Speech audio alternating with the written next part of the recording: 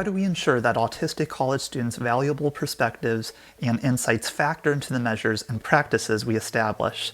My name is Ranon Nachman, and I'm a doctoral candidate at the University of Wisconsin-Madison who identifies as autistic and studies autism in higher education. For context, I am a white male with short brown hair who uses glasses and is wearing a white button-down shirt. Let's explore 3 ways stemming from the scholarship that will allow us to advance full participation among autistic college students. First, researchers provide students with flexibility in study participation. On this slide, I am illustrating icons related to 3 interview options I offered to autistic community college students in my dissertation work: meeting in person, talking over the phone, and engaging in a video chat. It's important for participants to feel comfortable and confident in communicating their insights. Furthermore, sharing interview protocols in advance with students can help them in processing content and preparing for discussions. Of course, these principles are transferable across all populations. Second, administrators should leverage their communication channels to glean autistic students' expertise. On this slide, I am showing a screenshot of my co-authored journal article with Dr. Kirsten Brown, centered on analyzing autism representation on community college websites. We found many instances of no autism content whatsoever, and also othering, which positions autistic students in a deficient manner. So we recommend administrators engage autistic students through serving on panels and self-authoring pieces about their college experiences, for instance, because these techniques bolster autistic agency. Third, higher education policymakers and disability service practitioners re-envision policies and standards that uniquely account for accommodations that would be desirable for autistic students, who often possess differences in communication, expression, and self-advocacy.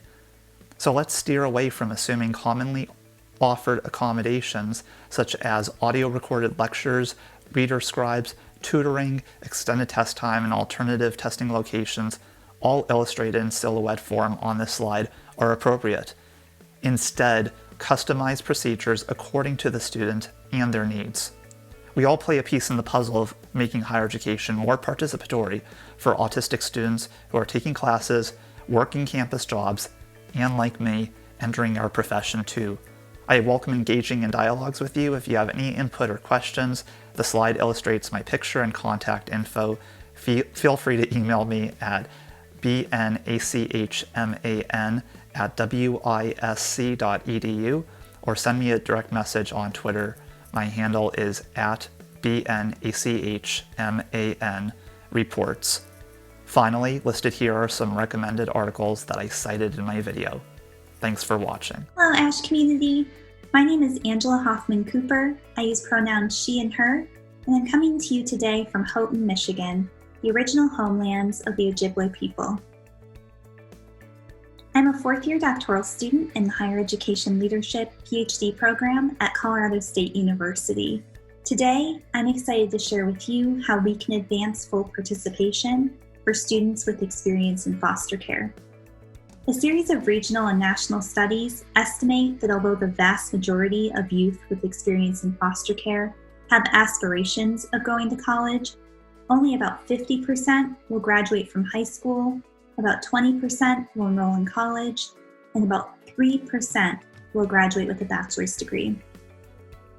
Kathy Davidson identifies that a first step in revolutionizing higher education is being aware of the legacy assumptions, and the second step is recognizing other models that respond to different assumptions. I'd like to address 3 legacy assumptions that limit full participation for students with experience in foster care. First, there's great disproportionality in foster care and education. Young people of color, youth with disabilities, LGBTQ youth are more likely to experience foster care and are more likely to have adverse experiences in foster care. Further, these populations also experience additional disparities in educational access and opportunities. In essence, there's not a foster care to education pipeline, and intersecting systems of oppression can limit participation. Second, higher education maintains a systemic assumption that students have the support of a stable family structure while they're in college. John Cita named the concept family privilege to describe those often unnoticed benefits that stem from being a member of a stable family. Higher education often assumes family support, which perpetuates a dichotomy that those with family support represent the norm, and those who don't have that are hidden or othered, which can further limit participation. Third, there's a systemic construction of a foster care identity, one that's often marked by stigma. I shared with you earlier education statistics. While sharing those alarming statistics may prompt eventual system reform, it also perpetuates stigma and positions individuals in a deficit manner. The negative stereotypes can be so pervasive that they can even be perpetuated in some well-intentioned research and practice. To support full participation, I imagine a university where the assumption of family privilege does not exist. The stigma associated with experience in foster care is replaced by a narrative of strength. And the intersection of identities of youth with experience in foster care are acknowledged, understood, and supported. Much of my work focuses on language, identity, and emancipatory research practices.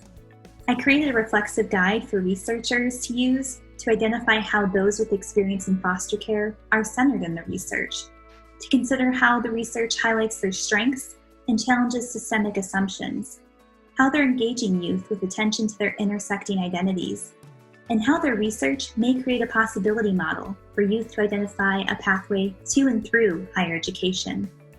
I believe emancipatory research practices can be a model that advances full participation for students with experience in foster care. Hello, ASHE colleagues. My name is Jason Lynch, Assistant Professor of Higher Education at Appalachian State University in Boone, North Carolina. When considering full participation, I think of the ways that traumatic stress limits the ability of individuals to realize their full potential. I also think about the systems and practices in higher education that inhibit an individual's ability to move from traumatic stress to post-traumatic growth and resiliency. From the perspective of equity, we know that those possessing marginalized identities are at greater risk of experiencing trauma or a negative trauma response. The ways in which we are allowed to express and process our trauma is also informed by our intersecting identities.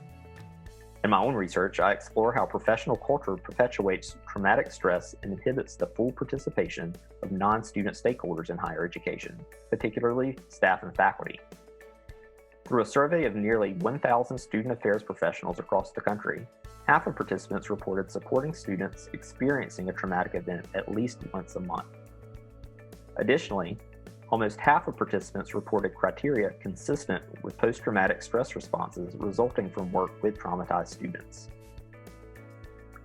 One interview I conducted particularly comes to mind when thinking about how this type of work limits the full participation of higher education professionals. In this interview, the participant shared, "I feel like the impact of trauma on professionals is this thing that people don't talk about in the field. They don't talk about what it feels like. It's just like this unspoken thing that you're supposed to do your job and do it well every day, and there's no room for feeling of any kind, of feelings whether it's frustration or anger.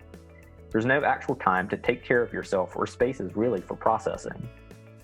So how do we begin to address this culture of silent suffering within our field?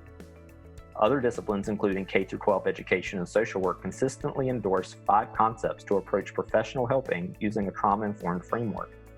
These include safety, choice, mutuality, trustworthiness, and empowerment. As facilitators of higher education professional preparation, we are often the first introduction for socialization within the field. Through our preparation programs and other avenues of professional development, we should be developing trauma-informed leaders and supervisors. Through this lens, our curriculum and teaching should seek to develop leaders who reflect on how we as a profession can create safe spaces for staff and faculty to process traumatic events. Leaders who are able to connect issues of power and privilege within higher education to traumatic stress. Leaders who lead from a place of clarity and consistency and promote interpersonal boundaries. And finally, leaders who have developed the skills to recognize and navigate trauma responses in themselves and others. Under the backdrop of a global pandemic, continued assaults on Black and Brown communities, and mass job loss, we now, more than ever, have an opportunity to disrupt the cycle of trauma within higher education. I challenge you to critically reflect on the ways you can contribute to a more trauma-informed higher education to ensure that all campus stakeholders can be full participants. Thank you for listening, and I look forward to meeting many of you at the upcoming ASHE Virtual Conference.